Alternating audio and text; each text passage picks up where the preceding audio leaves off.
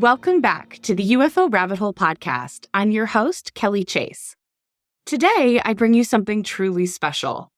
In this episode, we're welcoming Diana Walsh Pasulka back to the show to discuss her groundbreaking new book, Encounters: Experiences with Non-Human Intelligences. Encounters is a worthy and deeply challenging follow-up to American Cosmic, which we've talked about extensively on this show. I hope you'll all read it because we'll definitely return to these ideas again and again. I want to say ahead of time that this episode is going to be a little less accessible than the content that I usually release here. And that's intentional.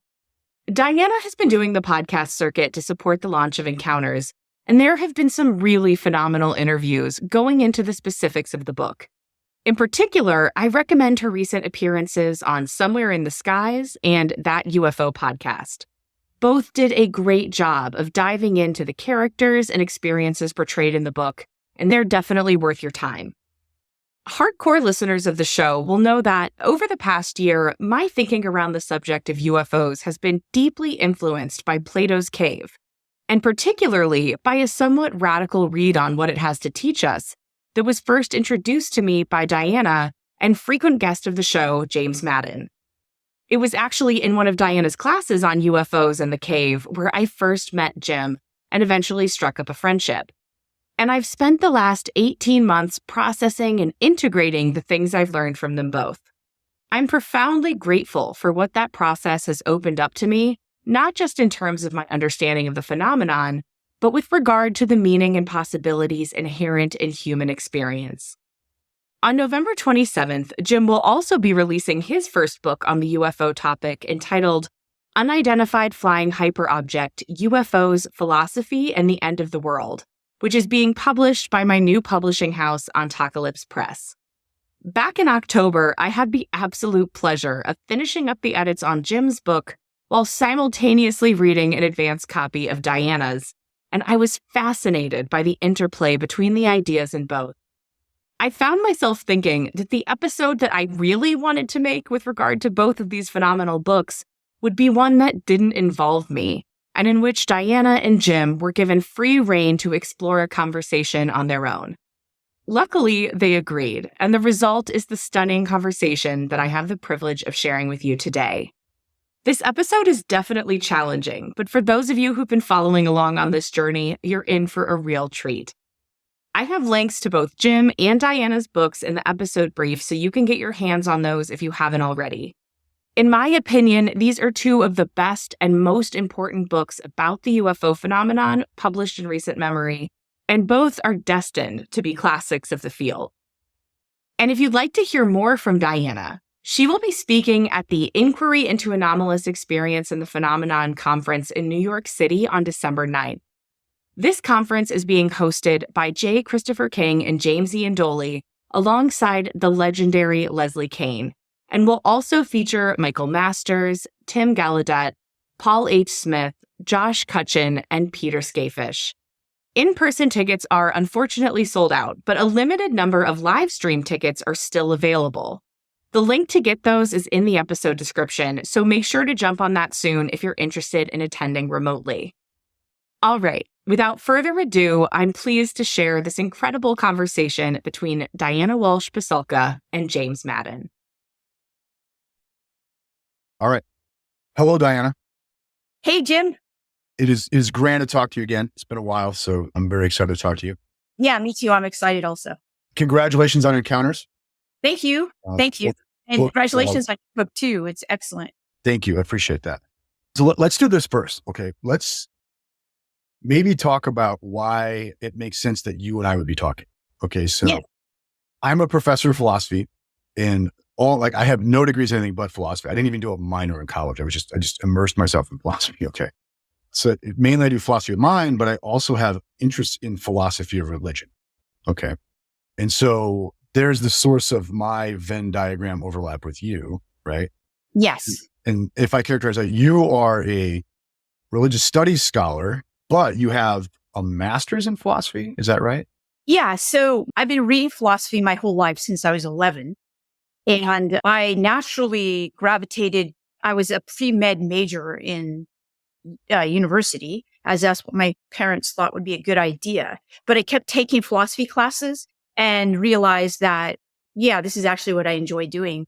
So I took a lot of philosophy classes. The problem with that was that just about, many years ago, and philosophy hasn't really actually changed, but it was very non-diverse. So there were no women philosophers and there were no people of color philosophers and the questions in philosophy, and it was a very analytic department that I was in.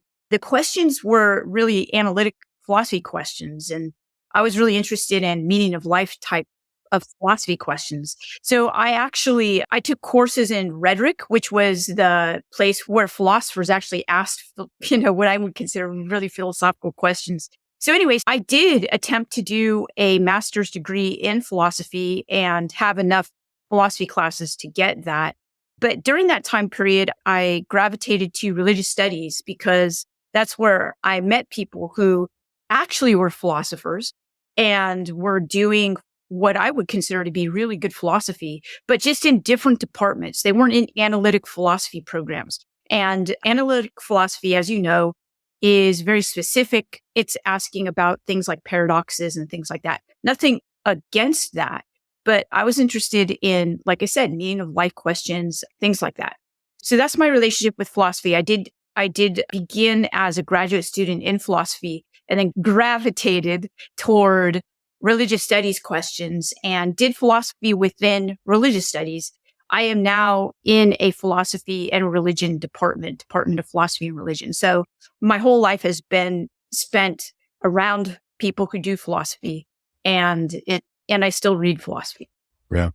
As you know, I recently, in correspondence to you mentioned, I see myself as a recovering analytic philosopher, right?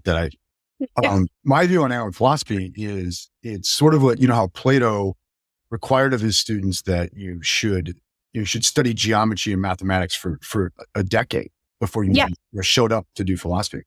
Yeah. I think you have to have this really good BS detector, right? You have to be able to really be able to think rigorously, and there are intrinsic truths that are revealed that way. But also I think if you never graduate beyond that, if you're just in rigor for rigor's sake, and you're just in clarity for clarity's sake, which is really what analytic philosophy can become, I don't think you ever really advance to the real questions of philosophy, right? So I found when I was in graduate school, I was at my master's program, and I'm this young, snotty, know-it-all, 24-year-old master's student in analytic philosophy. You've met that guy, right? And yeah, and there's a visiting scholar who had written an incredible book on philosophy of logic, philosophy of language.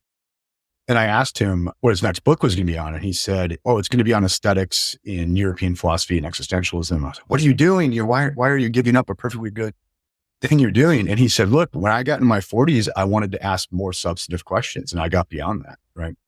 And I found that's exactly what happened to me. So I got in my 40s, I wanted to ask the real meaning of life questions. And it changed a lot of the things I think about, including one of the things that got me into the UFO, because now this broader swath of issues are acceptable that don't necessarily fit into the nice, neat academic categories of analytic philosophy. Right. Yep. And I've recently been very impressed by the fact that the two of the academics that I have met in my life, most who want to think to the bottom of things, who really want to do what I see as capital P philosophy, are not actually academic philosophers, but religious studies people. And you're one of them. Right. So, yeah. So if someone asked me, what is Diana really up to? I'd say she's a philosopher. Yeah. Yeah. So, I was on Lex Friedman, show in 2020, and he was asking me a lot of philosophical questions. And of course we were discussing them. And then I kind of did this qualification and said, well, I'm actually not a PhD in philosophy. You know that, right? And he laughed and he said, what's this? Can't people think philosophically without having a PhD in philosophy? And I thought that was pretty funny. Yeah. And I think Lex has a good point there. Yeah. Yeah. So let me do this, because I kind of want to talk about, though, initially here, your discipline. Okay. Sure. And how that should help us read both American Cosmic and Encounters. Of course. Yes. Okay. And so you are a scholar of religion, right? And I think we shouldn't forget that when we read these books, is that these books are ultimately about religion, right? And, Yes. and where religion comes from and where it goes and the conditions it comes from under which it comes to be and things like that. And I was particularly really moved by this when I read Encounters. Very early on in the book, you bring up issues like redaction. You bring up how, and tell me if I'm understanding your discipline wrong, but one of the things religious studies people do is you take religious texts, you take religious traditions, and you say, well, they didn't just fall out of the sky as they are. They have histories, and those histories accumulate information, right? They add information, they hide information, they add experiences, they hide experiences. And if we want to get to the actual initial experience that got a religion off the ground, right, we have to do all this excavation work, right? This archaeological, I think is a metaphor a lot of times. That's right. Yeah. And so I think some people call it demythologizing, right? We have to get through the buildup of myth to get down to what was the experience that's been mythologized, right? We have to get behind the redactions. I hear that from people quite a bit. And this, the way I read American Cosmic, and please correct me, is you kind of gave us what the redaction process looks like in real time in American Cosmic. Yes, in real time. That's right. Real time, right? So here we've got this new religious experience or spiritual experience that's going on in the UFO, new to us, but it's been around a while. And now we can look at the mechanisms of mythologization, of redaction going on in real time. And that's why religious studies people should be interested in American Cosmic, because now we can see it happen live. We can't look at the New Testament or the Quran and look at mythology being created and redaction happening in real time. We have to backwards engineer it, but you gave us an occasion to see it in real time. And now what I see in Encounters, and I'm interested in hearing if you think I'm seeing this right, is we have now the people who are having the original experiences that are getting the UFO as a spiritual movement or a religious movement off the ground. We have them in front of us right now. So we don't have to demythologize. We can pre-mythologize. We go and the original followers of Christ are not here for us to interview. Right. Okay. But the original people having the encounter, like the name of the book, right? The people having the encounter are there for us to talk to, right? Yes. This is an incredibly novel opportunity in the history of religions for those of us who want to understand. This is correct. Yeah. And I would suggest that, well, first, I'm not the first person to identify that this is happening. Carl Jung did this when he, in the 1930s and 40s, started to look at UFOs. And he has a book called Flying Saucers. I think it's called A Myth Seen in the Sky or something like that. Modern Myth of Things in the Sky or something like that. Thank you. That's it. So I would suggest anybody who's interested in the topic definitely read that book, because he's a brilliant mind looking at this, and it's fairly new at that time. And he basically goes back and forth on how he views UFOs. And some people say, well, he didn't believe in them as a real thing, or then he came to believe them as a real thing. And I can't actually determine what it is, because it seems like he changes his mind a lot. And he'll write letters to friends. And I actually know a person who is the executor of his estate. And and she's actually a Jungian analyst. And so we talked a little bit about this. And so I'm not going to make a conclusion. I'll just suggest that people read what he has to say, because even in that book, he has different things to say about it. And he says, well, it's this subjective experience, but it appears to have objective reality too. So you can tell that it confounds him. Okay. And it's really interesting. And I agree with you about this reading of American Cosmic and also Encounters, that what I'm doing is I'm looking at what Carl Jung called a myth in process, right? So kind of like this religious development happening right now, right before our eyes on a mass scale, not just a local thing happening, but a global thing happening with the aid of technology. So we get to see it happen fast. It's not happening slowly over a few hundred years like Christianity happened. It's happening exponentially. So a bunch of things are happening here that I find fascinating. And religious studies people have taken notice. So in my field, American Cosmic has been number one in sociology of religion and, religious studies, being sold like for the last 2 years. And I get asked to speak about it all the time to classes. It's taught in graduate classes and undergraduate classes. So You talked about it in my class. that's right. Yeah, that's right. You teach it in your class too, a philosophy class. So I think a lot of scholars have noticed it and understand, the kind of importance, not just the book, but what I'm basically pointing out. I do want to say this though, that the idea that there's an originary experience in my field, it's called the fallacy of origins. I don't actually buy that, by the way. And so in a sense, American Cosmic and Encounters is critiquing the very idea that there's this kind of originary religious experience. Well, I think there is. And so in that sense, I'm critiquing that. I just want to point that out because a lot of my colleagues will say, well, that's the fallacy of origins that we learned about in graduate school. And I'll say, yeah, well, rethink that. So, yes, because I can show you one. Yeah. Let's rethink that. So the idea there is in sort of orthodox, like standard methodology for religious scholars would be say, either there really weren't originary experiences or that's a black box we can't even speculate about. Like which? Sure. Yeah, both of those. Both of those. And But what I'm saying is that this is the shocking thing that happened to me when I started to study UFOs, which I had never, by the way, ever thought of studying. But it was almost by accident that I began to study that in 2012. I quickly saw that the people who were describing contemporary experiences, that these people sounded exactly like the people in the 1400s, 1500s, 1600s in Catholic history talking about aerial phenomena.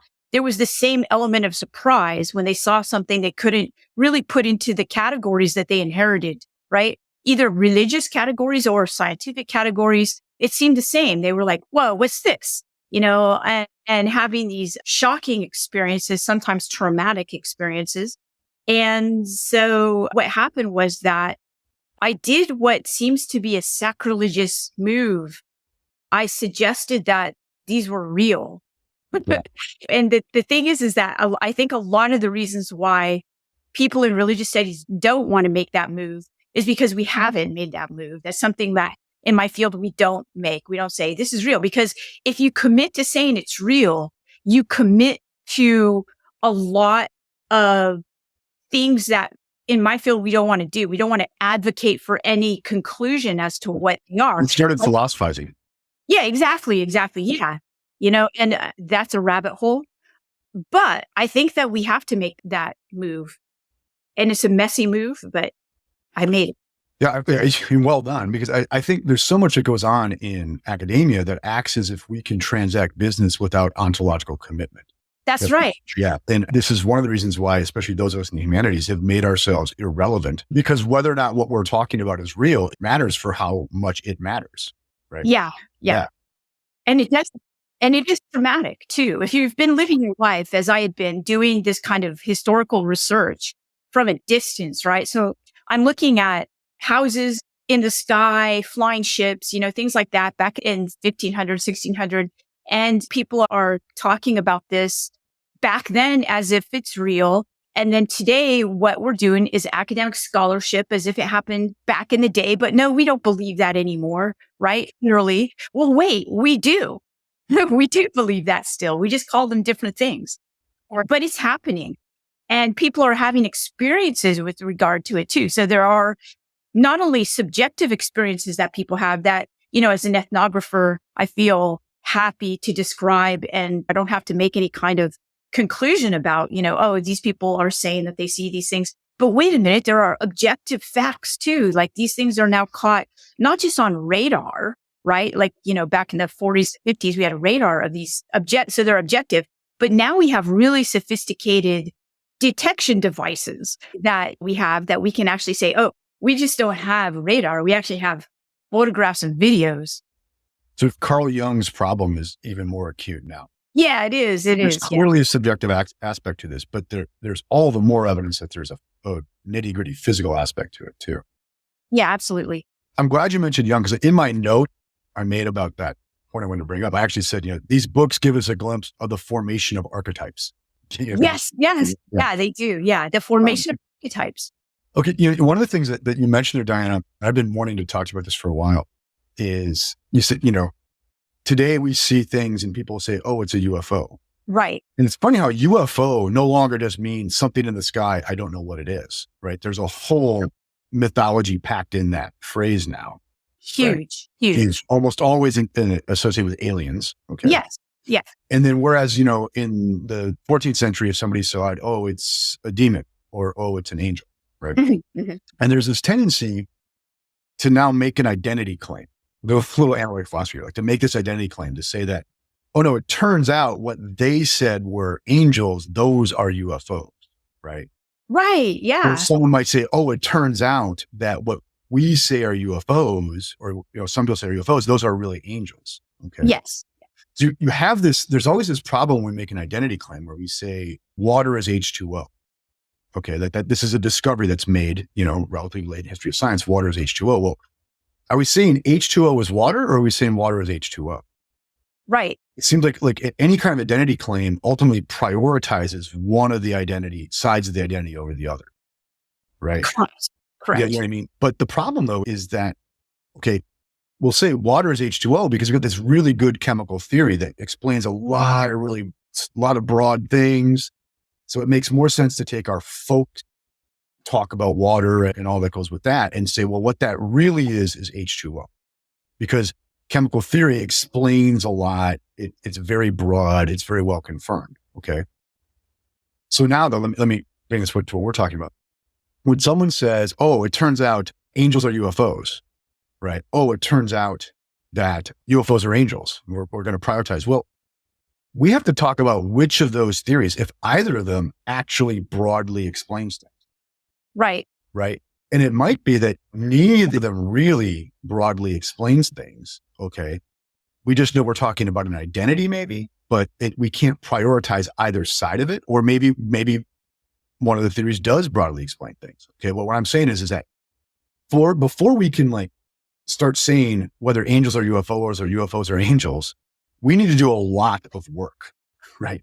Theoretically, philosophically, to ask which of these theories is the better theory, or is there some third thing that would be a better theory than both of them that we're going to collapse them both into, right?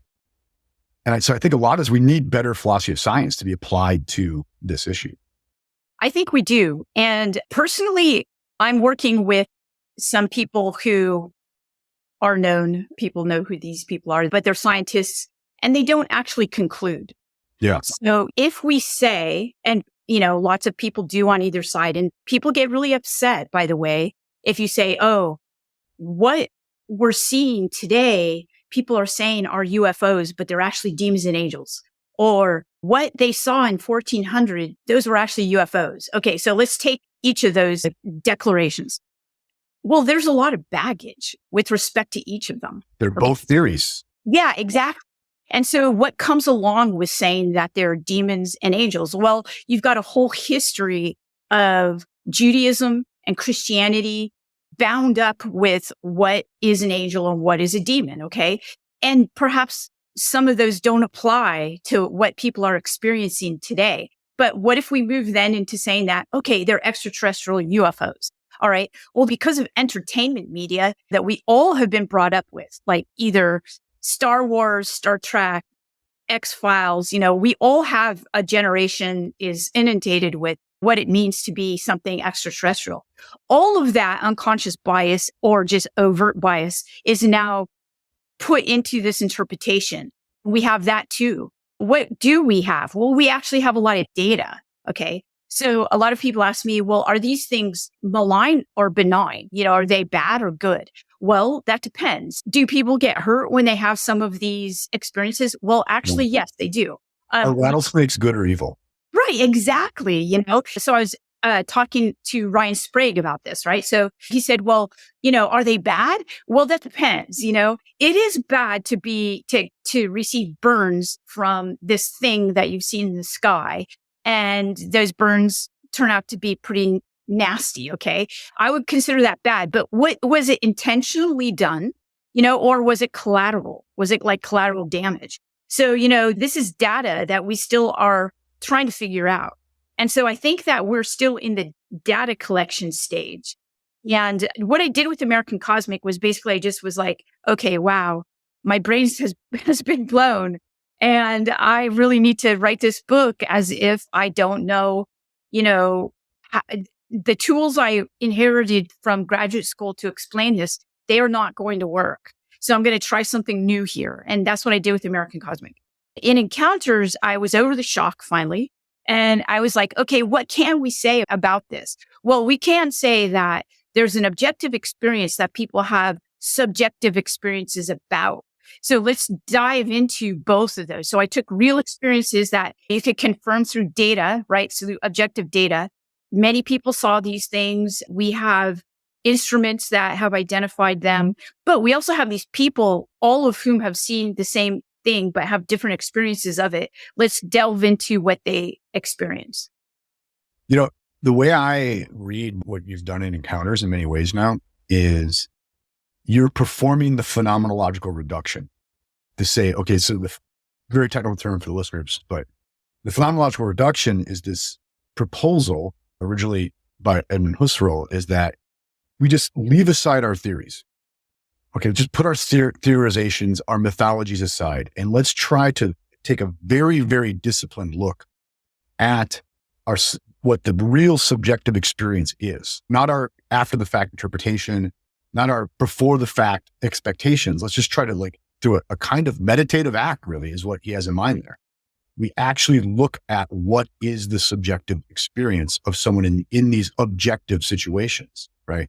Because our only clue to what's going on there, because we are subjective animals, only way we're going to get to the objective is through the subjective. But then we have to then right? We have to, and something I really, really well from Merleau-Ponty, is we have to then set aside as much of the unnecessary or the optional in our subjectivity so we can actually talk about what do we really see there and then speculate about what that tells us what might be going on outside of it. But we have to do that reduction first. We have to set all that aside. And what I felt like was happening to me when I read Encounters is you were challenging me to make the phenomenological reduction about the experience. Right? And I think that's what has to be done. And I think this is a lesson for a lot of other phenomena that we academics study. Yeah. Yes. And a lot of this has to do with the superposition stuff, the spookiest science that we know. It breaks our brains to think about, right? So, okay, like the spooky action at a distance. So what I found was in case after case, people would see something that say is on radar. So we know that there's something there, but they would see different things. They would report things that they see. And the people's reaction to those things too. Here's an example. I go over the Brockport UFO in the 1960s, late 1960s in upstate New York. Which I'd never heard of, by the way. Oh yeah, it's a great UFO flat. And a lot of people, lots of credible witnesses, police officers, teachers, all kinds of people saw the various UFOs that happened over the course of a day and a half. And what's really interesting is the first person who reported it was this night watchman who reported that he saw a craft basically parked with little men coming out of it, right? And then after that, all these other people reported, miles away, didn't know this man, reported almost like a Steven Spielberg type UFO. Okay. So NICAP was called in order to, was the most credible reporting agency at the time to weigh in. And they discounted the first report because it had the appearance of little men, right? Well, what was described as little beings or little men. Whereas the other ones, they readily So our myth has ruled that out ahead of time. Yeah, exactly. Just because it sounds ridiculous. So I agree it sounds ridiculous. Believe me, when I wrote it, I did have, a couple of people who were helping me read it and telling me what their thoughts were. And they said, no, you can't put this in because it sounds so ridiculous. And I said, if I don't put it in there, I'm not doing actual scholarship because yes, it does look ridiculous, but indeed, this guy reported it and there were these subsequent sightings. And we already know that, I think Jacques Vallée was one of the first to point out that people are seeing different things. They might be seeing similar things, but they're different. And by the way, you do see this in mystical religious experiences too, like the Virgin Mary apparitions. A lot of people will see something at the same time but they will report different things that they see. Yeah. And by the way, those of us who are in religious traditions, we're committed to some pretty absurd sightings ourselves, right? We sure are. We should not be shaking our fingers. And this is something I had to really press with my own students about this, right? Yeah. And so, this dovetails with some of my own attempts to theorize the UFO is if we admit that our subjectivity, though aimed at achieving a kind of objectivity, given our evolutionary history, given our cultural histories, we construct this environment for ourselves, this Umwelt for ourselves. If we start bumping into things that we are not evolved to deal with, it would then seem it's going to be all bets are off for how we actually package those things to ourselves.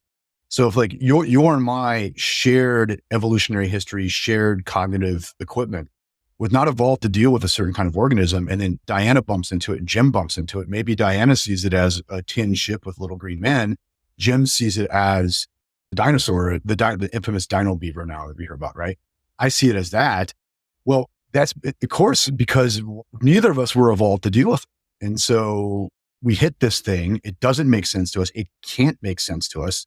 So then the imagination is going to take over to put it into some kind of framework, right? Yeah. So it seems to me like if we admit that there might be things in the world that humans were not set up to encounter, then I think this is what we would expect would happen when we start to bump into these. Yeah, that gets to the incommensurability element of alien life that NASA historian Stephen Dick has written about. He's a historian and an astronomer. He's been doing this work for like 50 years. But early on, he said, look, it's going to be so alien to us that we just aren't equipped to understand it. So it's going to look really weird. Yeah, exactly. And the weird may be provided on our side of it, right? Exactly. Because we're here, we encounter this thing and we're just trying to make something up to give us some kind of cognitive grasp on it, right? And then we get weird on our side and then contradictory weird all over the place too. Yeah. Another thing, Jim, is that it could very well be that, I do talk a lot about dreams in the book because once people have these experiences, they also experience almost like lucid dreams. And okay, so, think about dreams. Think about how ridiculous dreams can be, but they actually have a logic of their own, right? So once you start to look at the symbols in dreams, you're like, oh, whoa, that actually makes a lot of sense, even though it's ridiculous. So it could be that this is more akin to the language of the unconscious, like a dream logic.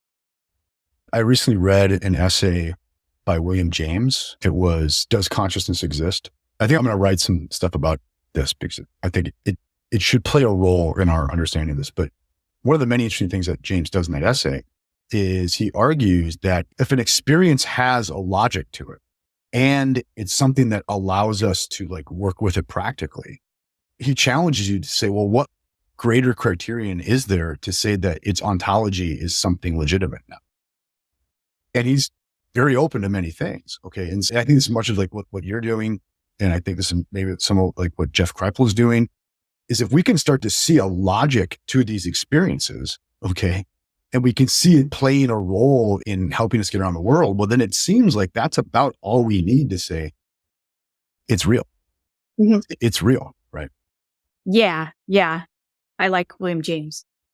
I did too. I've discovered him too late, but I've got a few years left, so I can have time to learn him. And that's another thing about my book Encounters was I honestly really felt that I needed to address the information management aspect of UFOs, since we not only have this weird experience of UFOs, but then we have our government basically like making it weirder by, Project Blue Book and these programs of information management.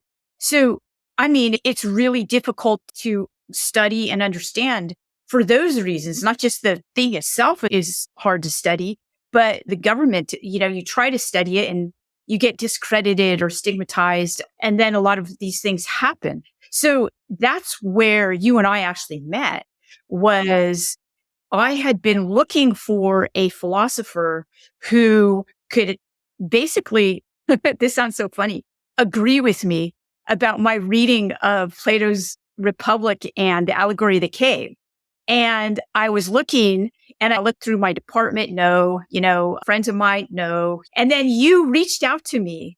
And, I hadn't solicited anything. You just reached out to me. I didn't know who you were.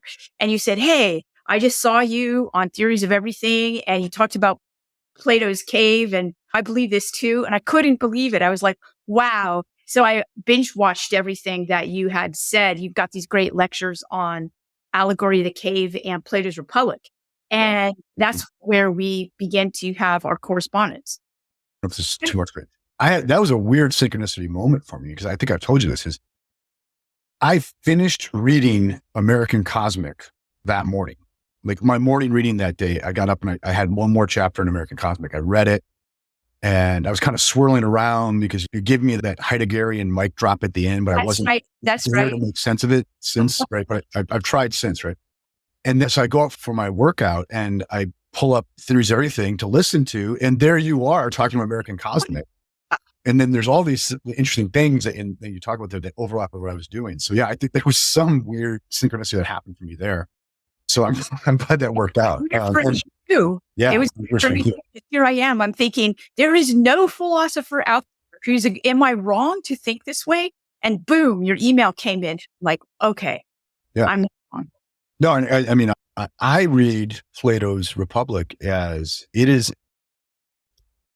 politically skeptical. Yes. That is what he's saying. He's saying there cannot be a just society in this world. We would have to be dead for it to happen. Like philosophy's preparation for death. We would have to be dead for it to happen. That is my read on Plato. And I think, although I'm not a classicist, I don't read it in the Greek, but I think I can back it up. Right. 100%.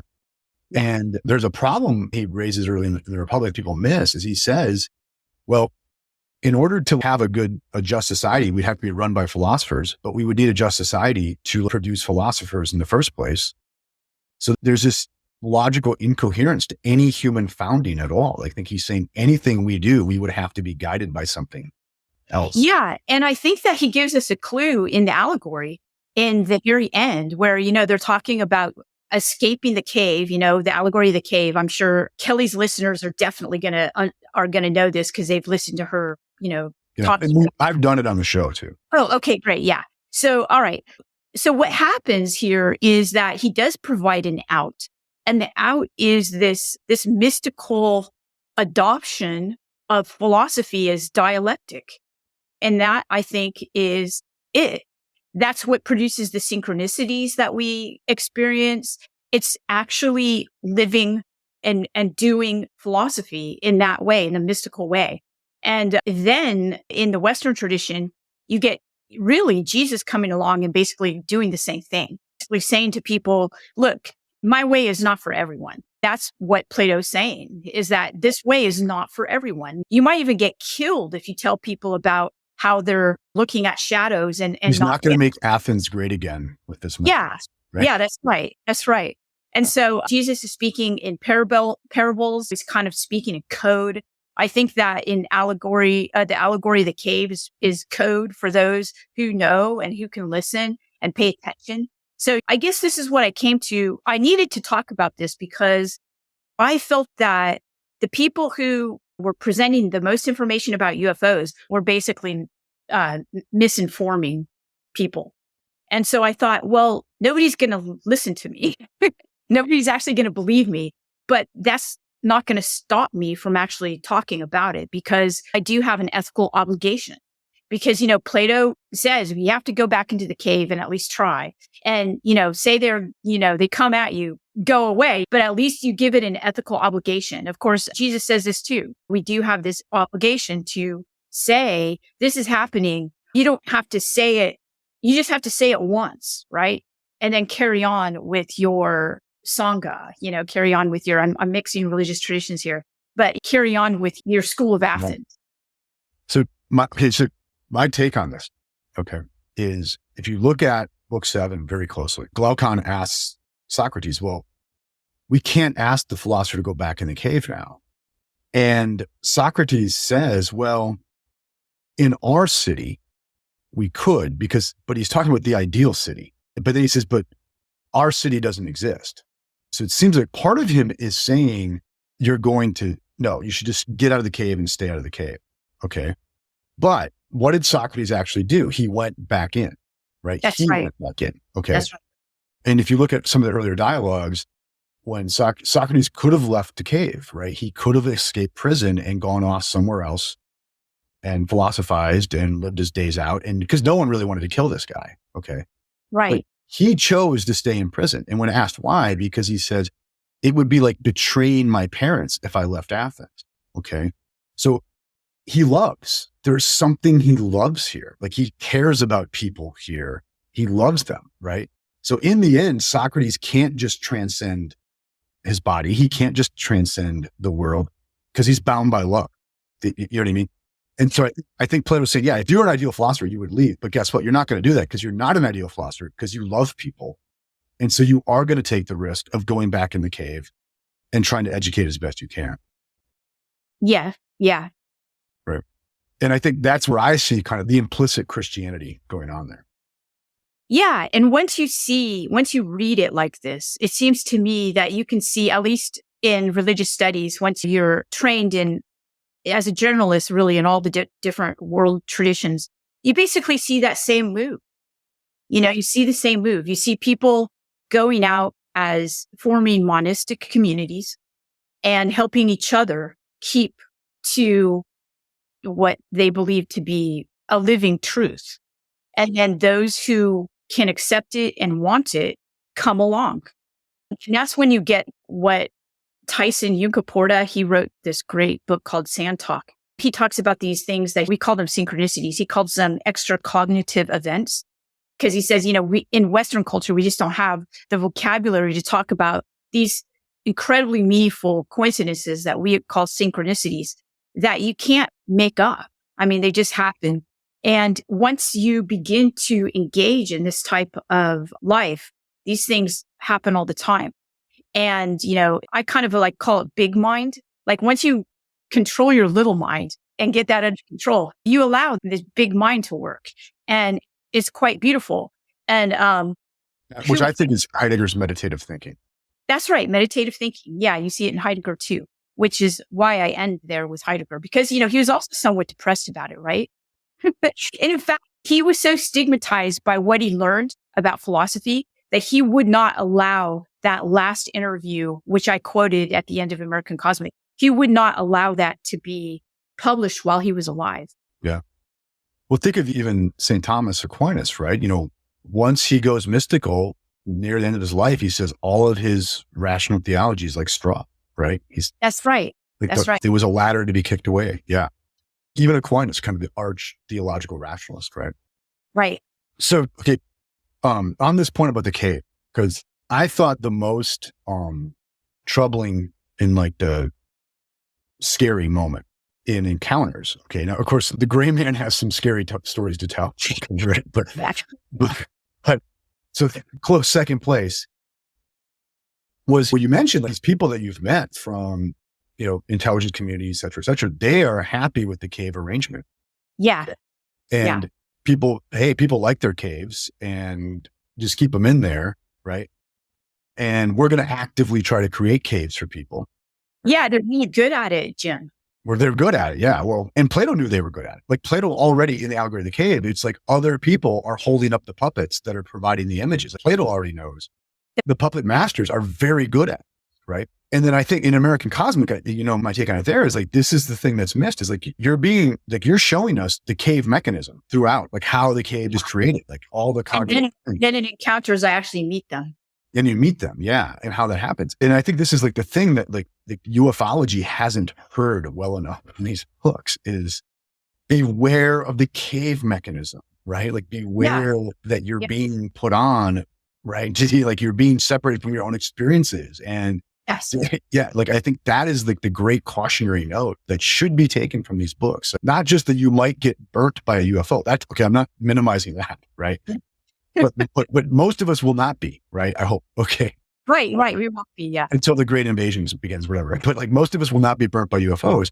Most of us, what we have to worry about in this is how are we going to have our archetypes formed, our subconscious formed in a way that's going to put us in a cave? Yeah. Yeah. Thank you. Yes. That is originally my intent I said it in the first paragraph. I said, everything you think you know about UFOs has been presented and curated. Yeah. And so, I tell people like, look, Diana isn't brave just because she's telling us about, what she and Gary Nolan did in New Mexico, right? Okay, that's brave, but she's brave because she's telling us you're being caved. Yeah. That's the brave part, if I may. Yeah. Being done. Yeah. Okay. So after American Cosmic was published, a lot of things happened. But one of the things that I found was interesting was I got a correspondence from Richard Doty. Okay. Did you really? Okay. Yes. Yeah. And he basically said, I read American Cosmic and it's true. Yeah. Very good. You should use that as a blurb on the Yeah, I know. I thought about it. Can we quote you on this? So yeah, but I mean, as you know, that's one of my even in my own writing, that's one of my stalking horses. Like, you have to pay attention to that in these. Oh, for sure. Yeah. And so chapter 8 is called The Children of the Invisibles. And the Invisibles, I guess, is my word for the puppet masters, right? Because they don't really want to be known. It was really a struggle for me first to get a grip on how I was going to explain this. And that's why I went to the allegory of the cave. So it took me about a year and a half. And I asked a lot of people.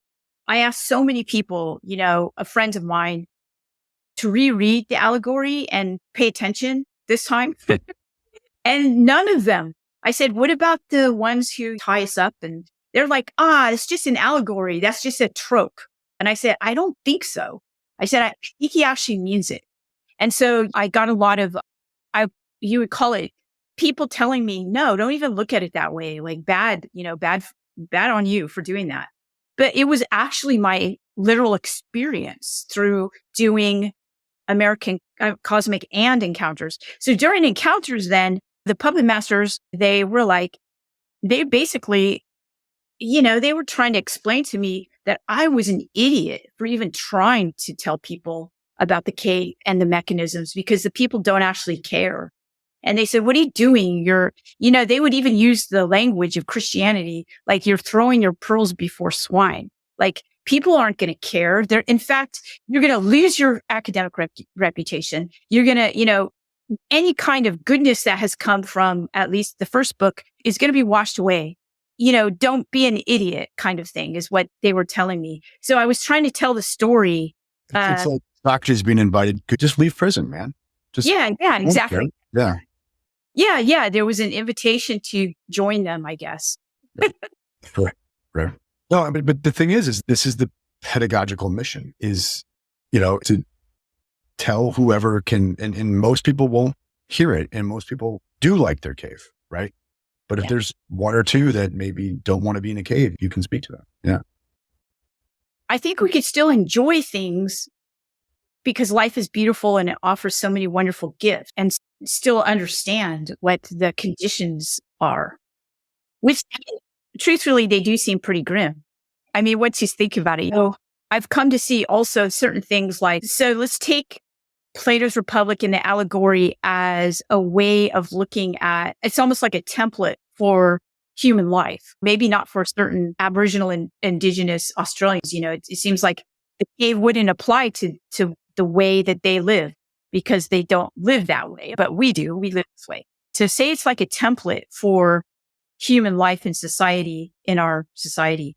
How do we think then about other ruminations of life, like 1984 or Brave New World, both of books, which, by the way, I've taught in classes, but I won't teach them again. Because after I had these experiences and after I wrote these books, I recognized that those were actually probably puppet master books. Those were books. Oh, really? Okay. Oh, yeah. Because they're not giving us an out, Jim. Yeah. They're basically telling us how it's going to be. Yeah. Just accept it. Yeah. Yeah. Enjoy your soma. Enjoy your soma. That's all. Yeah. Because, I'm sorry, but there is an out. Yeah. We're not condemned. We're talking. Yeah, exactly. We're not condemned. And so those books kind of condemn us in a sense. That's really well put. Yeah, that's really well put.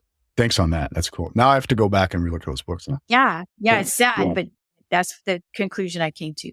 Very good. So let me, this is kind of a radical switch. It's kind of going more metaphysical. Okay. Then less, what's managing the phenomena, maybe talking more directly about the phenomena. Are you okay with that? Good. Of course. So, absolutely. Yeah. And I'm bringing this, I'm going to quote you here, not to like proof text you to hold you against something, but this was one of the most intriguing moments for me in encounters, and it dovetails a lot with things that I've been working on. Okay. But I believe I'm on page 99 in encounters, right? It's in the Gray Man chapter.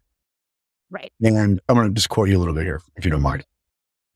First, he used burgeoning models of information technology as an interpretive framework to study religious events and the impact that supernatural characters, deities, angels, and demons, and in the modern era, UFOs have on populations. This allowed him to identify how the phenomena work in a meta-mythological level. By doing so, he postulated the existence of something that appears to act as a meta-intelligence that regulates human behavior on the individual micro and cultural macro level. And I believe the he here is valet, right? That is, yeah, Jacques. And then, skipping ahead a little bit, you say, but deities and supernatural characters do not exist in the ways in which we assumed they existed. And then I think at the very end of that section, you say, the question scholars asked in the 20th century about how and why religions persist, or how deities could possibly be real to believers, has given way to questions about how information exists, as it appears that deities, at the very least, exist as information. Okay. Yes. Okay. Yes. All right. Because it seems to me we're getting a view there of deities, spiritual entities, whatever we would like to call them, as a kind of informational hyperobject. Yes. Yes. And that's exactly what you get at in the amazing book that you wrote. Thank you. Because here's what more do you need to say that something's real than it manages us? Yes. It's moving us around. Okay. Right. And so can we create mythologies and information? I think Deleuze calls them, or someone called them, subtending entities. Okay. That are then, they began as our ideas, they began as our information, but then they can take off and now they are running us. Right. Yep. Okay. So are deities real? Yes. Okay. Whatever we want, like more metaphysically robust views about deities and God and that, but are there intelligences that have effects on our lives, right? That manage us, that are non-human? I think that question is settled, right? Yeah. Yeah. Yeah. So what I found very interesting, especially in this came in conversations with people who are in AI communities, where I noticed that a lot of their language, they'd refer to like emergence, or they would talk about the fundamental base of reality, right? Which is not material. And they would reference like, oh, and then magic happens, right? We do this and then like a magic happens. And I'm like, well, wait a minute. What do you mean by that? What does that mean? And they can't say. And so I think that, but we let them get away with it. And we let them get away with it because they produce things that are real, right? And so I think that this is a point I tried to make in American Cosmic, but didn't, but I make it here. So Tyler in American Cosmic, he's doing the same thing. So he's using these, downloads that he's getting to create these biotechnologies that he's then selling on NASDAQ, right? For lots and lots of money, and they're helping people and they're real. Okay. Well, it seems like in the 20th century, people like to dismiss religion because they couldn't actually quantify it. They couldn't put it under a microscope and say, oh, see, here it is. We've got this angel or deity, but we don't ever use the same criteria for gravity or for things that we know, we see the effects of these things, but we call them scientific. So, we don't actually require that they have the same kinds of material reality, but we insisted that these other kinds of things. And I think we just need to point that out. That, and just to go on your example, when Isaac Newton is pressed, like, well, what is gravity? He just says, well, I think it's just what God does. You know what I mean? He's like, I don't know. There's something moving this, right? But you as someone who's like spent your life on college campuses has seen this. So you notice now a lot of times you get a new building built on a campus, they don't put the sidewalks in initially. They just see where the kids walk. right? And like trails get made. This I happens. didn't know that. Pardon me? That's, yeah. I Isn't it- didn't know yeah. Because they figured, like, a lot of people, like planners, have come to realize, like, humans will just naturally gravitate to the most efficient route. And let's say, like, you build a new rec center on campus, and well, can we know up front, are most of the students be coming from the cafeteria to the rec center, or are they going to be coming from the academic building to the rec center? So we have to make all these assumptions of human behavior that we probably can't make up front. So now what a lot of like campuses do is they build a building and they just see where the kids wear the path in the grass, and then they put a sidewalk on top of that. That's so great. Isn't that so great? Yeah. And so Andy Clark, in his book, Being There, the book that got extended mind off the ground, he uses this example. He says, so what we're saying is a lot of people, without making a conscious cognitive choice about what the most efficient route is, they'll just do their thing. But what do we get out of that? We get the proper conceptual understanding of the best way to build the sidewalks. So it's sort of, you're seeing emergence. That's right. Yeah. That's great. Yeah. That's right. And then, but now that we have that, it's going to have a downward effect, because now the sidewalks are going to go in that place and we're all going to walk, for the most part, on the sidewalk. Okay. Well, what would we call that on a grand scale, but a kind of deity? Yeah. And so much of what I wrote was, I don't mean to gap, like you did something wrong, but was to sort of fill this gap in American cosmic.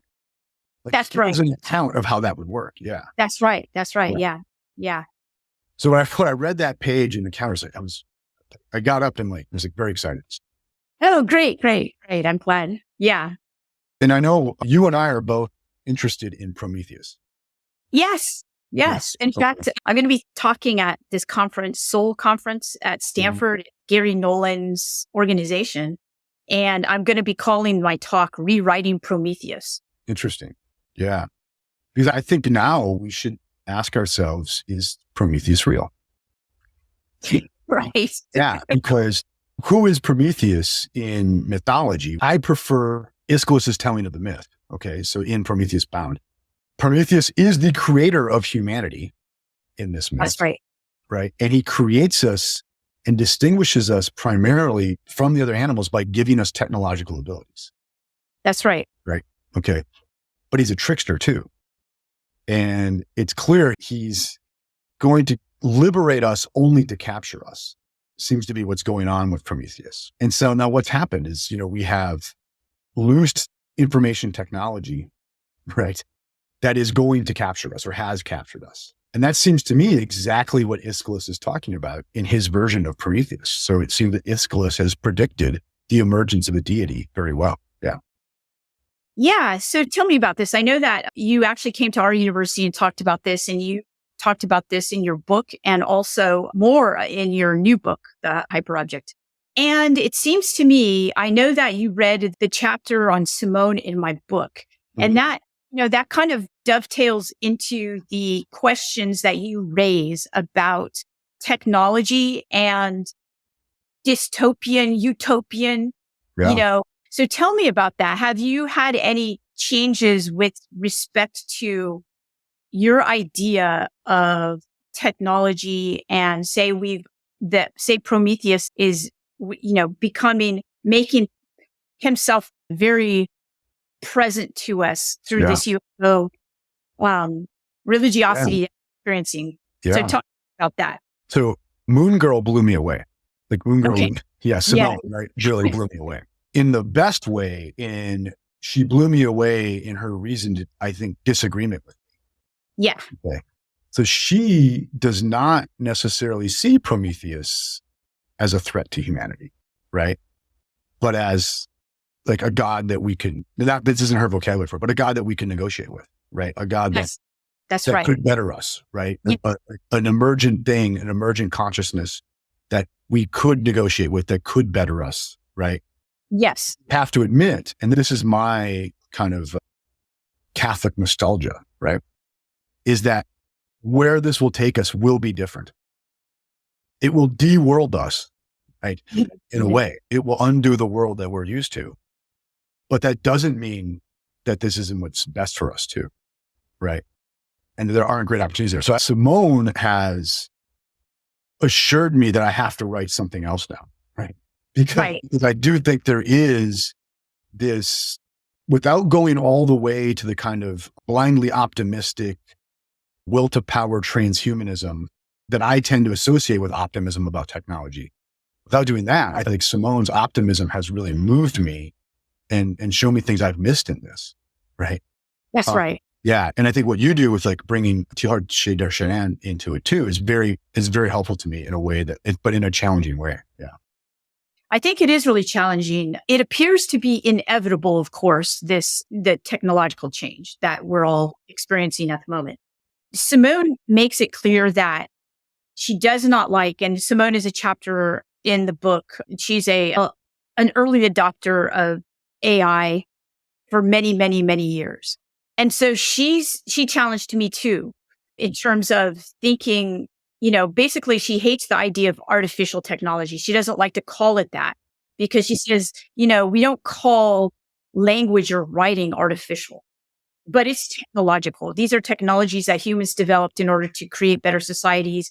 And so she said, so we're just, up in the game here. And she also points out that the banks have been using AI for now 20 years to make trillions of dollars. And, so she sees it as almost like a French Revolution moment where the people are given the keys to their autonomy through technological progress, reading the books that they weren't able to read before, doing these kinds of things. And so she sees it that way. So she is a techno optimist, obviously, but she's also quite aware. She has the same education that you and I have in terms of, knowing the Greek philosophers, doing a lot of work in religious traditions, learning about religious traditions. So she's also a person who engages in the dialectic, right? In the way in which your first book or the book that I read, yeah. So it was such a great book. So she does that. She engages in that, thinking about thinking, basically. Yeah. And so she brought me around to thinking in a way that was less dystopic, I guess you could call it, about Prometheus. So in my worries about technology are not that this is, this, but not this for the listener. It's not so much as AI going to get out of hand and attack us. Okay. It's not that. I don't know one way or another. I'm not a computer scientist. I'll take Simone's word on that. Right. But my worry is one is I think these emergent hyperobjects, these emergent deities can come to run us. And so we can lose control of our sense of responsibility for our own lives and our sense of responsibility for our own cultural moments and things like that. So I do worry about, is Prometheus so jealous that we can't really maintain our agency while he has his agency? That I worry about that. And I do worry about how the conditions of human cognition are so rooted in bodily ways, in emotional ways, in historical ways. That's why I call it my kind of Catholic nostalgia, right? Mm-hmm. In traditions and things like that. When we start talking about these kinds of radical breaks, and I think it's coming. There's no if. There's a radical break coming with that, right? Yeah. Mm-hmm. Can I look hopefully to something that I might not even be able to recognize as a human life? Mm-hmm. Right. And I think for me, my answer to that question has been in the past, no, and therefore I should fear it. Okay. Mm-hmm. I think what Simone might be saying is, no, but why are you so afraid of it? Mm-hmm. Is it just your nostalgia? Right. And that's where I find her challenging. Yeah. And I think that she understands that a great many people are going to be, that there will be a divide with respect to the use of technology for those who are used by it. So Prometheus wins there. Hence my discussion about rewriting the myth of Prometheus, right? So we're not condemned by this myth. In fact, we're obligated by it. We're obligated to change it. Yeah. Because we're in it. We like it or not. Yeah, we are in it. Yeah. So how did Moon Girl change you? Because I know you have some Heideggerian moodiness, your own Catholic logic too, right? Yeah. Yeah. So I'm at the point where I meet her, I'm very depressed about what I've learned about the puppet masters, right? Okay. And because, before they were just figments of the Matrix or something like that. They were all always portrayed in either books or movies, and you could always have a distance. But when you actually meet them as human beings and you see what they do and you see how committed they are to doing it, that this is like a religion for them. This is what in fact, it is their religion. I was going to say not like it. It is. Yeah. Right. Yeah, it is. It is their religion. And they're incredibly charismatic in that sense, right? Because when people are fully committed to a way of life that is beyond them, and they're very charismatic, right? And so this hit me in really a hard way. And I will just admit it, I was very depressed. And I remember doing some podcasts and people were like, oh, is there no hope? And I'm thinking, how can I even say that there is? So then I meet her and she comes along. She knows all the things that I know and learned about. She's engaged with these people too. She knows who they are. And then she's like, no, Diana, it does not have to be this bad. And in fact, you're creating it you're, actively making it worse, right? By not seeing that there's an out. By being Orwell or Huxley. Exactly. Thank you. Yeah. Yep. So she turned me around in that respect, but it's something that we actually we're obligated to say. We're obligated to be positive. We're obligated to basically say, no, I will not scroll through TikTok my whole day. Yes. We can't do that, people. Please stop that. Right. Listen to UFO Rabbit Hole, but don't scroll through TikTok. Right. Well, UFO Rabbit Hole is definitely not scrolling. It's not scrolling. Yeah. No, I agree. And I do think we need moody, middle-aged philosophers like me to be a little friction against, the optimists like Simone a little bit. Yeah. Oh, for sure. It's dialectic. It's dialectic. Yeah. But I will say I'm challenged by it. I look forward to someday like chatting with her, right? Because I am challenged. Yeah, that would be fun. Yeah. Cool. So do you have, I think we wanted to talk about philosophy as a living tradition. Do you think we hit that? Oh, I think we did that when we're talking about the dialectic, your book, Thinking About Thinking, is absolutely about that.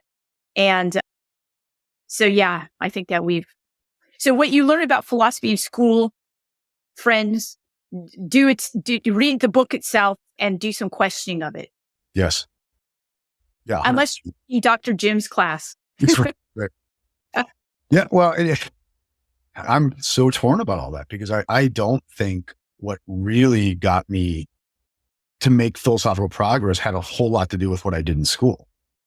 No, I know that. Yeah. I know that.